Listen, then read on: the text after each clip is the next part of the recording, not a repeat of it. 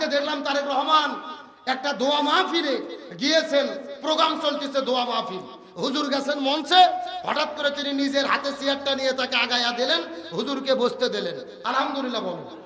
তিনি হুজুরকে সম্মান করলেন, শ্রদ্ধা করলেন। যেরকম ভাবে বেগম খালেদা জিয়া সারা জীবনে কোন আলেমদের বিরুদ্ধে তিনি কথা বলেনি, ইসলামের বিরুদ্ধে তিনি কথা বলেনি, এই জন্য আল্লাহ তাকে মৃত্যুর পরে বাংলাদেশের ইতিহাসে সবচেয়ে বড় জানাজার মাধ্যমে তাকে সম্মানিত করেছেন। শহীদ ছিলেন জিয়াউর রহমান, বিসমিল্লাহ সংবিধানে ঢুকাইছে, আল্লাহর প্রতি বিশাল আস্থা বিশ্বাস ঢুকাইছে, আল্লাহ তাকেও সম্মানিত করেছে। ভালো কাজ করলে সম্মানিত করে কে?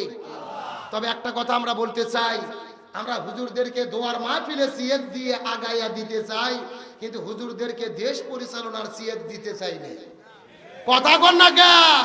ভেজাল হলো এই জায়গায়। আমরা হুজুর যদি মসজিদে ঢুকি, সব দলের লোক বলে হুজুর সামনে যান, হুজুর সামনে যান, হুজুর মেম্বারে উঠে বক্তব্য দেন। আমরা যদি দোয়া মাহফিলে যাই, হুজুর সামনে যান, হুজুর দোয়া করেন। দোয়া করার সময় হুজুর সামনে, নামাজ পড়ার সময় সামনে, মাদ্রাসাত বুখারী শরীফ পড়ানোর সময় হুজুর সামনে। যখনই বলা হয় হুজুর একটাবার দেশ পরিচালনা করুক, তখনই বলতেছে হুজুর এখানে কেন যাবে? কথা কন না গা? তোমরা হুজুরদের শুধু মসজিদ মাদ্রাসায় দেখতে চাও, ক্ষমতার চেয়ারে দেখতে চাও না, এটাই হলো মুনাফিকের আলামত। নবী মসজিদুর নববীর ইমাম ছিল, মদিনা নামক রাষ্ট্রের রাষ্ট্রপতি ছিল। একটা কথা পরিষ্কার করে বলি, হুজুরের নেতৃত্বে মসজিদ চলে, এই জন্য মসজিদে শান্তি আছে না নাই? হুজুরের নেতৃত্বে মাদ্রাসা চলে, এই জন্য মাদ্রাসায় শান্তি আছে না নাই? তার মানে বোঝা গেল হুজুরের নেতৃত্বে মসজিদ চালিয়ে যদি সম্মান হয়, মাদ্রাসা চালিয়ে যদি সম্মান হয়, ওই হুজুরদের নেতৃত্বে, আলেমদের নেতৃত্বে এই দেশ যদি পরিচালিত হয়, তাহলে আমরা সম্মানিত হব। কথা ক্লিয়ার না ভেজাল আছে? তাহলে এতদিন যা হয়েছে হয়েছে, ভুল করছি, আর হুজুরদের শুধু আমরা মসজিদ মাদ্রাসায় দেখতে চাই না, আগামীতে আমরা হুজুরদের সংসদে দেখতে চাই। বাংলাদেশের মানুষ আগে বলতো যে মোল্লার দৌড় মসজিদ পর্যন্ত, কিন্তু আল্লামা সাঈদী প্রমাণ করছে যে মোল্লার দৌড় মসজিদ পর্যন্ত না, মোল্লার দৌড় হলো সংসদ ভবন পর্যন্ত। কিন্তু আলেমদের ভেতর থেকে যারাই এগিয়ে যায়, বিপদ আছে না নাই? আমাদের প্রিয় ভাই মুফতি আমির হামজা, বাংলাদেশের একটা জনপ্রিয় ইসলামিক স্কলার, তিনি এমপিতে দাঁড়াইছেন, নির্বাচনে দাঁড়িয়েছেন, অথচ মোবাইল ফোনে তাকে হত্যার হুমকি দেওয়া হচ্ছে। আপনাকে মেরে ফেলা হবে, যে কোনো সময় হত্যা করা হবে, তার বিরুদ্ধে ষড়যন্ত্র। এমনকি গতকাল প্রতিবেদ সমাবেশ করতে গিয়ে আমরা দেখেছি জেলা জামাতের সম্মানিত আমির অধ্যাপক মাওলানা আবুল হাশেম রহিমাহুল্লাহ মাইক দিয়ে বক্তব্য দিতেই রাজপথের ভেতরেই তিনি স্ট্রোক করে, হার্ট অ্যাটাক করে মাটিতে পড়ে মারা গেছেন। ইন্না লিল্লাহি ওয়া ইন্না ইলাইহি রাজিউন। আজকে তার জানাজায় লক্ষ লক্ষ মানুষ উপস্থিত হয়েছে, তার জন্য কান্না করে করে দোয়া করেছে। আল্লাহ তাআলা আমাদের প্রিয় আবুল হাশেম ভাইকে জান্নাত হিসেবে কবুল করুক, বলুন আমিন। তবে আমার প্রশ্ন হলো, মুফতি আমির হামজাকে কারা হুমকি দিল? শরীফ উসমান হাদিকে হুমকি দিয়ে তারা হত্যা করেছে, নতুন করে তারা আমির হামজাকে হুমকি দিচ্ছে হত্যা করার জন্য। সরকারকে বলতে চাই, এদের বের করে গ্রেফতার করে শাস্তির আওতায় আনতে হবে। আর যদি আপনারা পার্টির নিরাপত্তা দিতে না পারেন, আলেমদের নিরাপত্তা দিতে না পারেন, আপনাদের ক্ষমতায় থাকার কোনো অধিকার নাই। শুধু গরম গরম বক্তব্য দেবেন, মিষ্টি মিষ্টি কথা বলবেন, আর আপনি প্রার্থীদের নিরাপত্তা দিতে পারবেন না, আমির হামজা ভাইয়ের নিরাপত্তা দিতে পারবেন না। এই জন্য আপনাদের 2000 ছাত্র জনতা রক্ত দিয়ে ক্ষমতায় বসাই নাই। আল্লাহ তাআলা আমাদের হেফাজত করুক, আলেমদেরকে আল্লাহ সম্মানিত করুক, বলেন আমিন। আলোচনা করতেছিলাম রাসূলের সিরাত এবং আদর্শ মেনে চলা ফরজ করেছেন কে? আরো জোরে বলেন। আমার প্রিয় বন্ধুগণ, মুসলমান ভাইরা গভীর মনোযোগ লক্ষ্য করুন। কোন দিকে নজর নাই, কোন দিকে তাকাতাকি নেই। কোরআন হাদিসের আলোকে চুম্বক কথা বলবো, ভালো করে বোঝার চেষ্টা করেন। আল্লাহ নবীজির জীবন আদর্শ মানা কেন ফরজ করলেন? আমি পুরো কোরআনটা গবেষণা করে দেখেছি, এর পেছনে অনেকগুলো কারণ রয়েছে। তার ভেতরে প্রধানত কারণ হলো 3টা। জোরে বলেন কয়টা? আরো জোরে। তার মধ্যে প্রথম নম্বর কারণটা কি? এই সম্পর্কে আমার আল্লাহ তাআলা কোরআনের মধ্যে কত চমৎকার করে বলেন, লাকাদ কানা লাকুম ফি রাসূলিল্লাহি উসওয়াতুন হাসানাহ। সূরা আযাব 21 নম্বর পারার 19 নম্বর পৃষ্ঠার 2 নম্বর লাইন 21 নম্বর আয়াতে কারিমা তাফসীর ইবনে কাসিরের মধ্য থেকে বলতেছি, আল্লাহ রাব্বুল আলামিন বলে, এ পৃথিবীর মানুষেরা, এই জমিনের ভেতরে যদি তোমরা শান্তি পেতে চাও, আখিরাতের মধ্যে যদি তোমরা মুক্তি পেতে চাও, আমি নবীর জীবনের মধ্যে শ্রেষ্ঠ আদর্শ রেখেছি। নবীর জীবনের আদর্শ ছাড়া অন্য কারো আদর্শ মানা যাবে। এ গভীর মনোযোগ লক্ষ্য করুন। ইমাম বুখারী রহমাতুল্লাহ আলাইহি বুখারী শরীফ লেখার আগে এই জমিনের মধ্যে একটা কিতাব লিখেছিলেন, যেই কিতাবের নাম হলেন আল আদাবুল মুফরাদ। এই কিতাবের মধ্যে তিনি বর্ণনা করে বলেন, হাসরের ময়দানে আল্লাহ 6 প্রকার মানুষদেরকে বিনে হিসেবে জাহান্নামের মধ্যে দেবে। তার মধ্যে প্রথম নাম্বার প্রকার হলো তারা যারা জমিনের ভেতরে নবীকে বাদ দিয়ে অন্য কোনো নেতার আদর্শ গ্রহণ করেছে। তার মানে বোঝা গেল, এ বগুড়া নন্দীগ্রামের মুসলমান, নবীকে বাদ দিয়ে যদি কেউ অন্য কোনো নেতার আদর্শ গ্রহণ করে, বিনয় হিসেবে তাদেরকে যেতে হবে কোথায়? আরো ধরে বলেন। এখন আমি আপনাদেরকে জিজ্ঞাসা করি, বলেন তো দেখি, এই বাংলাদেশের ভেতরে নবীকে বাদ দিয়ে অন্য নেতার আদর্শ গ্রহণ করেছে এই রকম 2-4 জন লোক বগুড়া জেলাত আছে না নাই? নন্দীগ্রাম থানার মধ্যে আছে না নাই? কেউ বা বাবার আদর্শ গ্রহণ করেছে, বাবাকে চেনা যায়?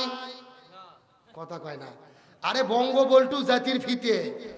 কেউ বা বাবার আদর্শ গ্রহণ করেছে, কেউ বা ইরশাদ চাচার আদর্শ গ্রহণ করেছে, কেউ বা স্বামীর আদর্শ গ্রহণ করেছে, কেউ বা কার্ল মার্কসের আদর্শ গ্রহণ করেছে, কেউ বা লেনিনের আদর্শ গ্রহণ করেছে, কেউ বা সক্রেটিসের আদর্শ গ্রহণ করেছে।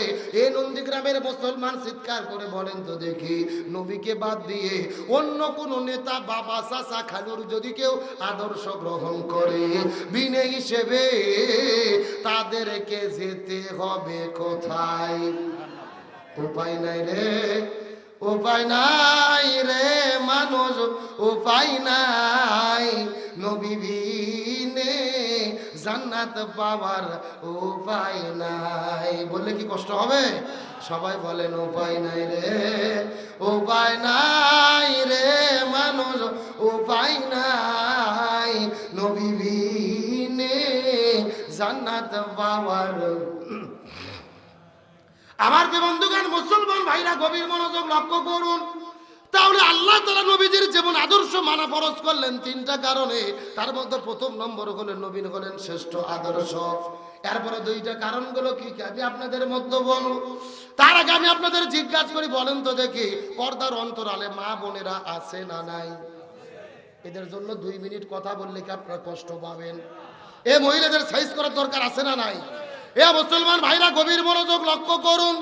একদিন আমার নবীজি মিরাজের রজনীতে সর্বপ্রথম চলে গেলেন জান্নাতের ভেতরে। ওই জান্নাতের মধ্যে যাবার পরে লক্ষ্য করে দেখে, ওই জান্নাতের ভেতরে হাজার হাজার মহিলাদেরকে আল্লাহ তাআলা জান্নাতের বাগান দান করে দিয়েছেন। ওই জান্নাতে পরিভ্রমণ করার পরে নবী যখন জাহান্নামের মধ্যে গেল, ওই জাহান্নামের মধ্যে যাওয়ার পরে লক্ষ্য করে দেখে, ওই জাহান্নামের ভেতরে হাজার হাজার মহিলাদেরকে আগুন দিয়ে দাউ দাউ দাউ দাউ দাউ দাউ করে জ্বালানো হচ্ছে। এই মহিলাগুলো জোরে জোরে চিৎকার করে চেঁচামেচি করতেছে, আর মহিলাদের মাথার উপরে বসে কিছু কাকগুলো তাদের মাথার মগজগুলো ঠুকুরে ঠুকুরে ঠুকুরে খাচ্ছে। এই দৃশ্য দেখার পরে নবীজির মনটা বড় খারাপ হয়ে গেলেন।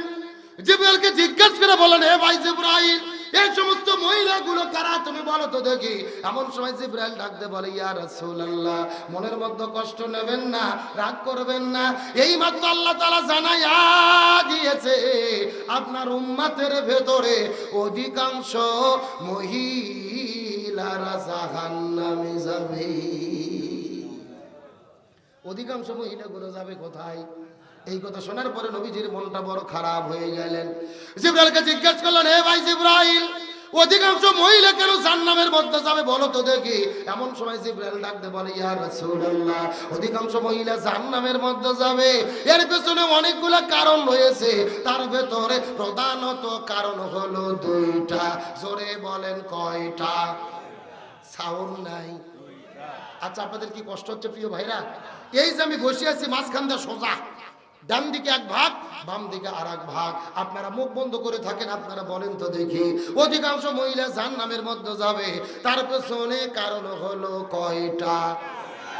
আরো জোরে আপনারা মুখ বন্ধ করেন, আপনারা বলেন তো দেখি, অধিকাংশ মহিলা জাহান্নামের মধ্যে যাবে, তার পেছনে কারণ হলো কয়টা? ওরে বাবা, কে রে ভাগ করে দেন, সাউন্ড বাজতেছে ভাই, গিলেছে পানি দেন ভাই রে। না না, এদের এত ইশারা দিয়ে বোঝা লাগবে, আমি ওয়াজবাদ দেখি চাবো নাকি? হাতের ইশারা কাম করা লাগবে আপনাদের। হ্যাঁ, গরম পানি দেন, চার লাগবে না, গরম পানি দেন। এ মুসলমান ভাইরা, গভীর মনোযোগ লক্ষ্য করুন।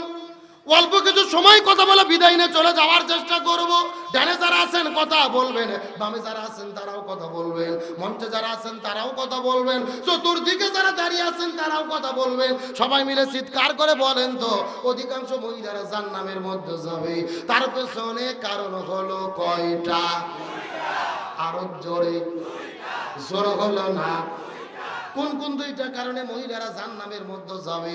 এই দুই প্রকার মহিলা আপনাদের নন্দীগ্রাম আসল তাতে আছে না নাই? এটা হাদিস থেকে জানার দরকার আছে না নাই? আপনাদের জানার দরকার না থাকলেও মহিলাদের দরকার।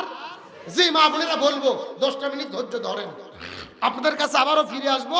ওদেরকে আটকাইয়া রাখলাম, আল্লাহ কবুল করুক, আমিন বলেন।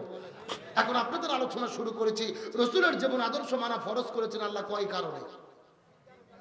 এবার মুরব্বী মুরব্বী মুরব্বী, না না, এই মাঝখান থেকে উঠলো কি কারণে? না না না, আল্লাহর কোরআনের আইনের কথা শুনে ওটা কিন্তু লক্ষণ ভালো না। পেশাব করে যদি জাগার মাল জাগাত ফেরত না আসে, তাহলে মনে করবেন ভেজাল আছে। আর এই যে দাঁড়িয়ে আছে, এরা কি খিচুড়ি খাওয়া পার্টি? 12টা বাজতেছে, ওরা চিন্তা করতেছে খিচুড়ি দেবে। অত সোজা না ভাই রে, ওয়াজ কেবল শুরু হলো, আরো 2 ঘন্টা ওয়াজ হবে, তারপরে খিচুড়ি দেওয়া হবে। ফাঁকা মাঠে খিচুড়ি খাওয়ার কোনো আজকে সুযোগ নাই।